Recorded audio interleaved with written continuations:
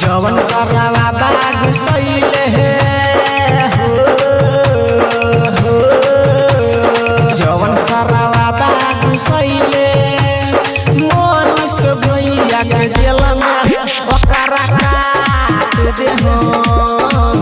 ओकरा काट दे हो जब आई है मनीष भैया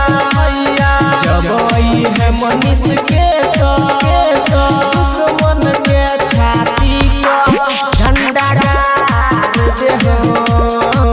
ओकरा मार दे हो ओकरा मार दे हो।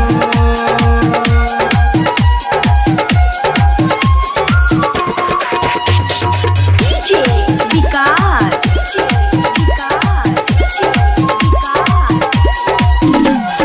मटियार कला सीतामढ़ी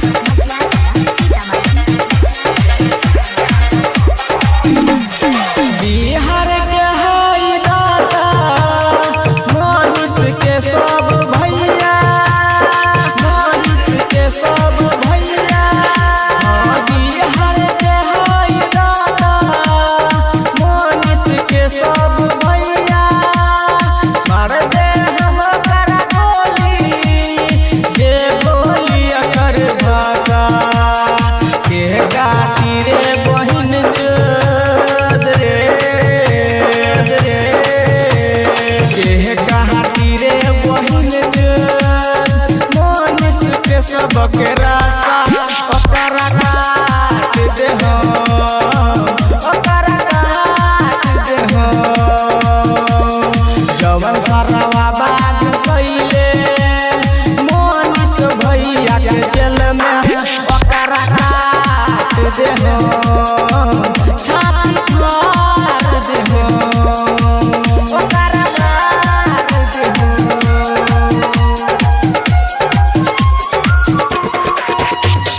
डीजे विकास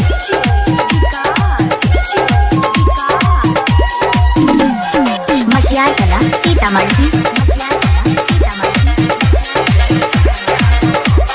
दिल में है एकरा बारे जनता के सब किस्सा जनता के सब किस्सा दिल में है एकरा बारे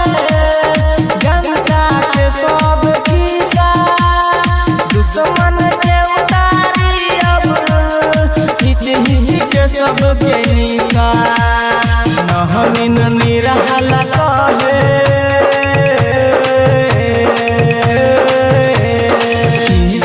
दीवाना कहे बनल बा सब प्रसाद।